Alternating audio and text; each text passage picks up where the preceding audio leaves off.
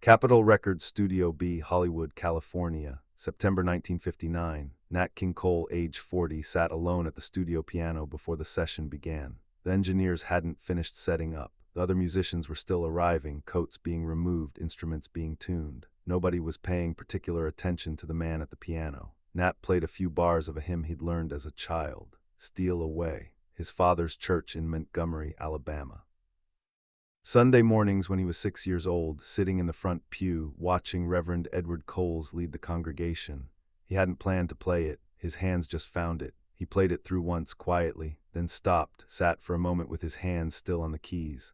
Then the engineers called the session to order, and Nat King Cole became a Capitol Records recording artist.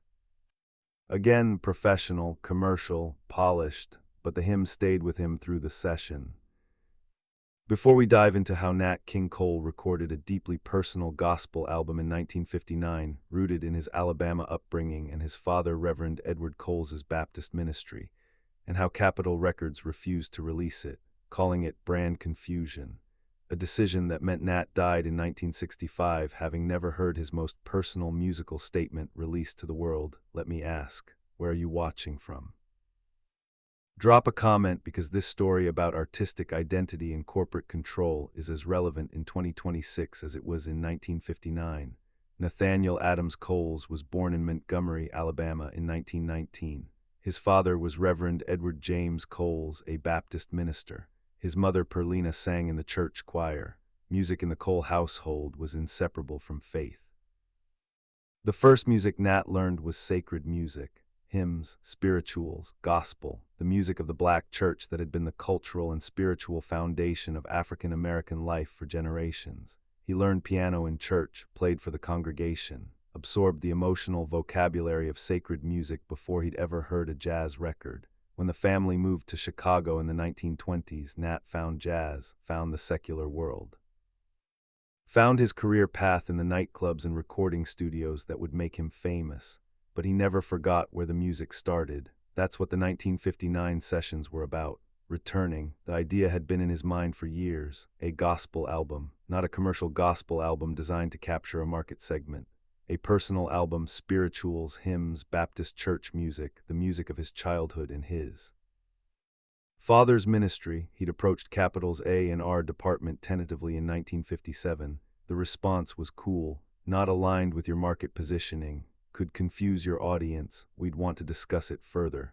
The further discussion never happened, not on Capitol's initiative. The project sat. In 1959, Nat decided to proceed regardless. He had enough clout at Capitol, enough commercial success, enough standing to push a personal project through even when the label was unenthusiastic. He arranged the sessions himself, worked with arranger Ralph Carmichael, who had experience in both sacred and popular music. Selected a repertoire of spirituals and hymns that meant something personally. "Steal Away," "Every Time I Feel the Spirit," "This Little Light of Mine," "Go Down Moses," "Swing Low Sweet Chariot," "Deep River." The songs that connected directly to Reverend Edward Coles' congregation, to his mother Perlina's voice in the choir, to the specific emotional register of the black church. The sessions were different from his Capitol pop recordings. Less technically polished in the conventional sense, more emotionally raw. Nat sang differently, less the velvet precision of his commercial recordings, more the open, direct expression of someone singing for themselves and for God. Ralph Carmichael noted afterward that these were the most relaxed recording sessions he'd ever worked with Nat, not because they were less professional, but because Nat wasn't performing for an imagined commercial audience. He was singing what he needed to sing.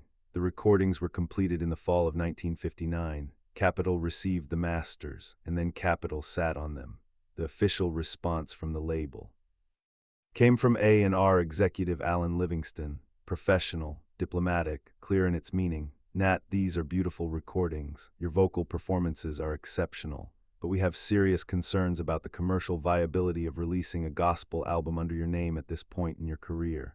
Your audience has a specific expectation, the sophisticated pop sound that's made you one of our most successful artists. Introducing a gospel record could create confusion about your identity. It could potentially cannibalize your existing catalog sales. We think this needs more consideration before we move forward. more consideration, which meant no. Nat pushed back, had conversations with Livingston, with Capitol's president, with various executives who cycled through his professional life. The arguments were consistent on Capitol's side: brand integrity, audience expectations, commercial risk. The sophisticated, elegant Nat King Cole of Mona Lisa and Unforgettable didn't align with gospel music in their market calculations. They weren't saying the recordings were bad. They were saying the recordings were wrong, wrong for the brand, wrong for the moment, wrong for their business model. What they didn't say, though it hung unspoken, gospel was black music, church music. The music of a community that Capitol sold records to, but didn't necessarily want defining their crossover stars brand. Nat's commercial success had been built on being accessible to white audiences, on being the sophisticated, cosmopolitan vocalist who transcended racial categories in his popular appeal. Gospel music, rooted in the black church, in the African American religious experience, in the specific history of a people, pointed directly at what Capitol preferred to keep ambiguous about their most bankable black artist: brand confusion. The brand being confused was the carefully managed image of Nat as post-racial, universally appealing, safely sophisticated. Gospel said something more specific. Gospel said, "This is where I come from. This is my father's church. This is the music of my people." Capitol didn't want to sell that. Wasn't sure white audiences would buy it. Wasn't willing to find out. Nat recorded other material. His career continued.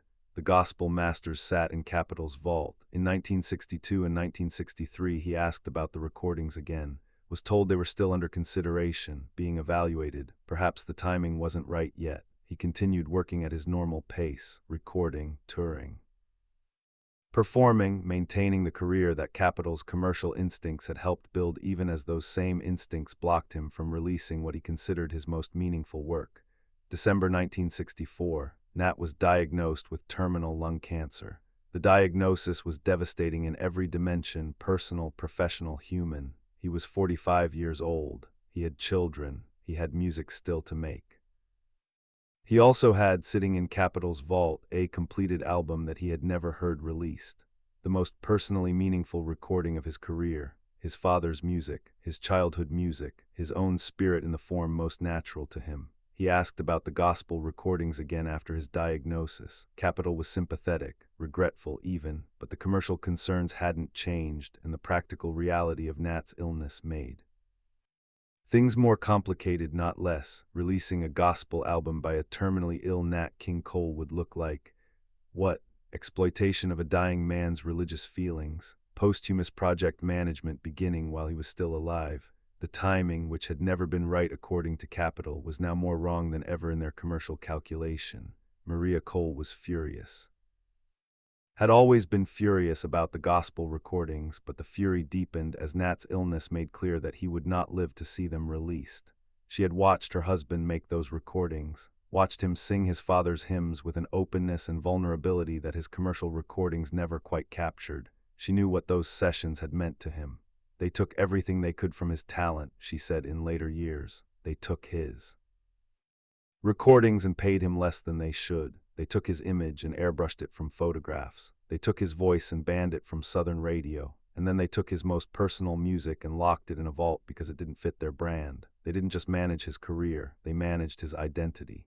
Nat died on February 15, 1965. The gospel recordings remained unreleased. He had made them for himself, for his father's memory, for the music that had been in him before any of the fame or the commercial success or the velvet voice that made him a star. He never heard them on the radio, never heard them played in a church, never had the experience of his most personally meaningful work reaching the people it was made for. The recordings eventually surfaced after his death.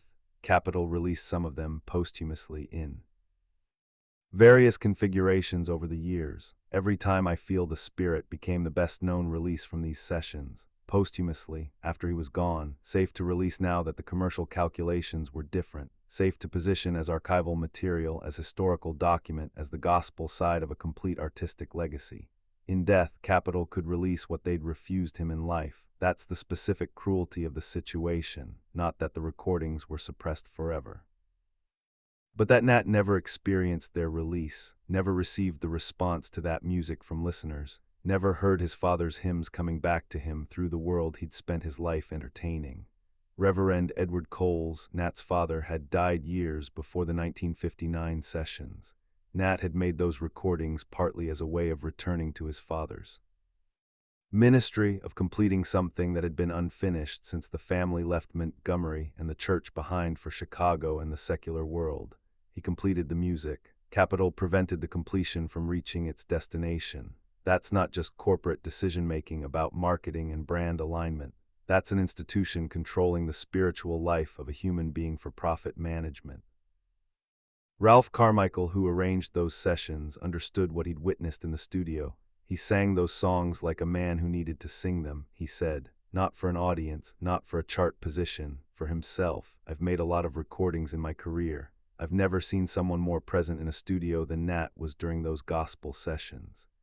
That presence, that need, that return to the music that had made him a musician before. Any commercial ambition, Capitol decided it was bad for business, filed it away. When people hear Unforgettable or Mona Lisa today, they hear the velvet polish of the Capitol sound, the sophisticated artistry, the crossover appeal.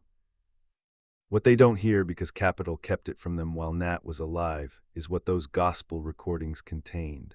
The son of Reverend Edward Coles coming home to his father's music, singing what he'd been singing since before the fame, the contracts, the brand.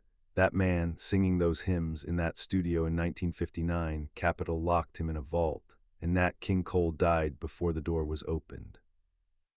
The specific hymns Nat chose for those 1959 sessions weren't random selections from a gospel catalog, each one connected to something specific in his personal history. Steal Away was the song he'd heard most often. Father's church as a child. Reverend Edward Coles used it to open prayer services. It was one of Nat's earliest musical memories. Every Time I Feel the Spirit was the song his mother Perlina sang in the choir. He could close his eyes and hear her voice in it. Go Down Moses was the spiritual that had played through his mind during the worst moments of his career, during the cross burning in Hancock Park, during the Birmingham stage attack, during the years of IRS harassment. The song about liberation and dignity that his ancestors had used as code and comfort.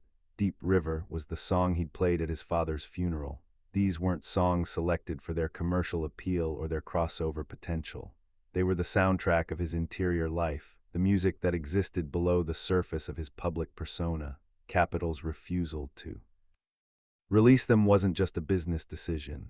It was a statement about what kind of Nat King Cole they were willing to show the world. The sophisticated, universally appealing pop star that was their product, the son of a Baptist minister from Montgomery, Alabama, singing his father's hymns that was more specific, more black, more rooted in a particular history than Capitol wanted to market.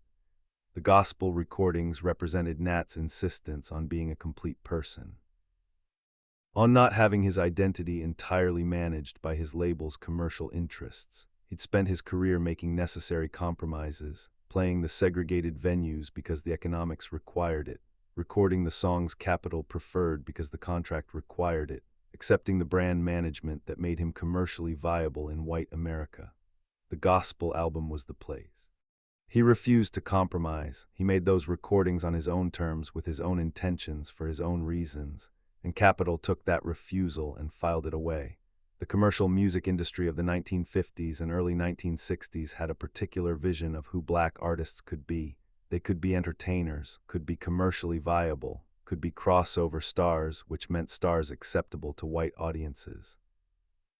What they couldn't be in Capitol's calculation was fully themselves, fully rooted in their own culture, fully expressive of the specific history and faith that shaped them. That specificity was commercially risky. It was too black, too particular, too direct about where this music came from and what it meant. Nat's gospel recordings were all of those things. That's precisely why they mattered, and precisely why Capitol locked them away. Years after Nat's death, when those recordings were finally released and people heard them, the response wasn't confusion about his brand. It was recognition. Here was a dimension of Nat King Cole that the pop recordings had always implied but never fully shown. The warmth in his commercial recordings, the quality that made listeners feel personally addressed, personally comforted, it came from somewhere. It came from this, from the church, from his father's ministry. From a tradition of music made to help people carry hard things, Capitol had been selling the warmth while refusing to release its source. The 1959 gospel recordings were the source, the explanation for everything, the music that made the music, and Nat King Cole died without hearing them released. His daughter Natalie later said she grew up hearing those songs. Around the house, her father playing piano, singing hymns quietly in the evenings. She'd wondered why they were never on any album. When she was old enough to understand the answer, the understanding made her angry. He made that music. It was his. Capitol decided the world wasn't allowed to hear it while he was alive. Her voice would go quiet at that point. I think about that sometimes, what it meant to him that he never got to share it. What it meant that a label could own the right to determine which parts of an artist's humanity the public was permitted to experience, could lock the deepest expression of a man's life in a vault for business reasons. Nat King Cole's gospel recordings from 1959 were beautiful, were authentic, were rooted in something real. Capitol Records decided that wasn't good enough, decided real wasn't what they were selling, and so the man who gave the world Unforgettable and Mona Lisa and the Christmas song, the man who sang more warmth into more lives than almost anyone in his era, never heard his most personal music come back to him from the world he'd spent his life entertaining. He recorded it, they filed it, he asked for it, they delayed, he died, then they released it. That's the story. That's what Capitol Records did with the gospel album of Nat King Cole.